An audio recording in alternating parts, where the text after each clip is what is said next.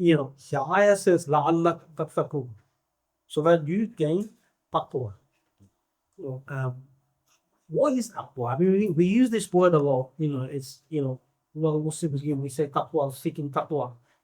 What actually is taqwa? How does fasting actually bring taqwa? I want to narrate a story. 1 hour story. When I was at school, this was secondary school, probably about 12-13. I remember we had a predominantly non-Muslim school. We had a Muslim female teacher, and I still remember this teacher, Mrs. Hussein. And she would teach us Islam, and in Ramadan, I remember she gathered us in the class. Remember, this is Muslim and non-Muslim students. And she asked, what is why do Muslims fast?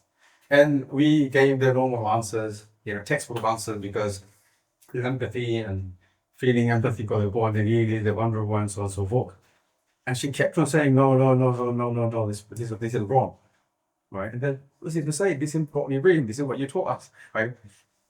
And that at the end, she explained, and I still remember, it's very simple and very profound.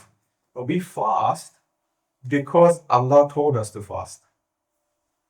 We fast because God commanded us to fast. The byproduct is Taqwa. Why do we fast? Because it's our way servitude to Allah subhanahu wa ta'ala, showing and displaying our servitude to Allah subhanahu wa ta'ala. We believe in the tawheed of Allah subhanahu wa ta'ala, right? So when people ask us why do we fast, the first is because it's a commandment from Allah subhanahu wa ta'ala, and this is applying the tawheed, the oneness of Allah subhanahu wa ta'ala in our daily life. Number two, when we believe in Allah, that Allah is our Mawla, Allah is our Wali, Allah is our protector, Allah is our guide, Allah is the one only being that can guide us, can protect us. There's nothing else. What is happening in Gaza now, right?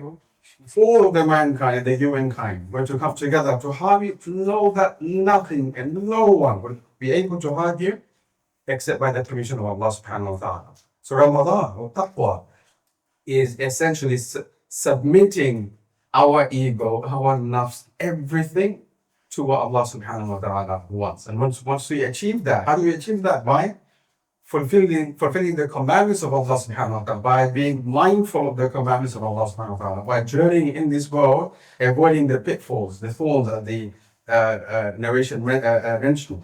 When we achieve that to the best of our ability, being mindful, fearing Allah subhanahu wa ta'ala, having reverence and awe for Allah subhanahu wa ta'ala and His commandments, and not fearing anyone except Allah subhanahu wa ta'ala, we achieve the protection. Because wiqaya is protection. We achieve the wilaya, protection from Allah subhanahu wa ta'ala.